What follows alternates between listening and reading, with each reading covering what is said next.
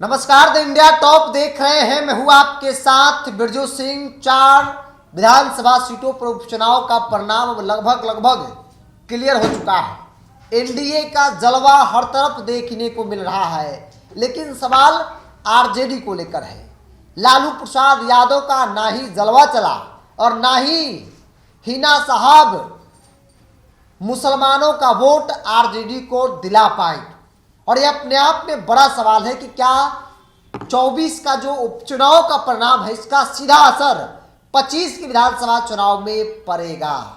दरअसल बात हम कर रहे हैं बेलागंज और रामगढ़ की। ये वो दो सीट है जो आरजेडी की सिटिंग सीट। 2020 के चुनाव में बेलागंज से सुरेंद्र यादव चुनाव जीते थे, हर बार की तरह। 34 सालों का गढ़ आरजेडी का, जो इस बार नहीं बच पाया। परिणाम अभी तक क्लियर नहीं हुआ है, लेकिन अब यह तय हो गया है कि जेडीयू मनोरमा देवी बेलागंज से चुनाव जीत चुकी है। इसके अलावा रामगढ़ की परिस्थिति ऐसी बनी कि आरजेडी लड़ाई से बाहर हो गई।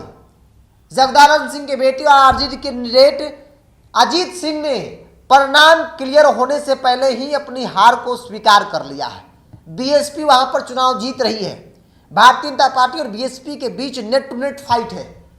पिंटू यादव है वहां से बीएसपी के कैंडिडेट, अशोक कुमार सिंह भारतीय जनता पार्टी के कैंडिडेट है। लेकिन तेजस्वी यादव का कैंप करना कोई असर नहीं डाला। आरजेडी तीसरे नंबर पर हो गई। पहले बेलागंज की आपको जानकारी देते हैं। बेलागंज में Manorama Devi JDU candidate, NDA की कैंडिडेट, 52,339 वोट मिले। इसके अलावा विश्वनाथ यादव आरजेडी के कैंडिडेट सुरेंद्र यादव के बेटे 35,979 वोट मिले हैं। अब तक लगभग राउंड की हो गई है, आध राउंड की गिनती और बाकी है। मोहम्मद अमजद जनसुराज के कैंडिडेट, जिनको 14,674 वोट मिला है। 14,674 वोट यहां पर, यानी बेलागंज में जनसुराज चुनाव लड़ रही थी। मोहम्मद अमजद मुसलमान कैंडिडेट, जनसुराज ने मुसलमान पर भरोसा जताया और मुसलमान वोट बैंक में सीधे तौर पर सेंधमारी करने में जनसुराज सफल होता नजर आ रहा था। जो चुनावी माहौल बने थे, जिसके बाद लालू यादव को कैंप करना पड़ा, हिना साहब ओसामा को बुलाना पड़ा ताकि मुसलमानों को एकजुट रखा जाए, लेकिन हुआ कुछ नहीं। ना ही लालू यादव का जलवा बेलागंज में चला और ना ही ओसामा, ना ही उनकी मां हिना साहब का जलवा बेलागंज में चला, मुसलमानों को एकजुट कर पाई। मतलब आरजेडी का जो 2 गढ़ था, दोनों गढ़ इस बार खत्म। जगदानंद सिंह का जो इलाका था, वो इलाका इस बार खत्म। एक नौजवान लड़का बीएसपी के कैंडिडेट, उनके लिए कोई प्रचार करने नहीं गया था। मायावती नहीं आई थी, ना ही कोई दूसरा तीसरा नेता आया था।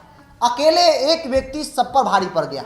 खास तौर पे आरजेडी पर पिंटू यादव बीएसपी के कैंडिडेट पूरी तरीके से भारी पड़ गए। यादवों को गलबंद कर लिए, जो दलित का वोट था वो ले लिए, मुसलमान का वोट भी मिला।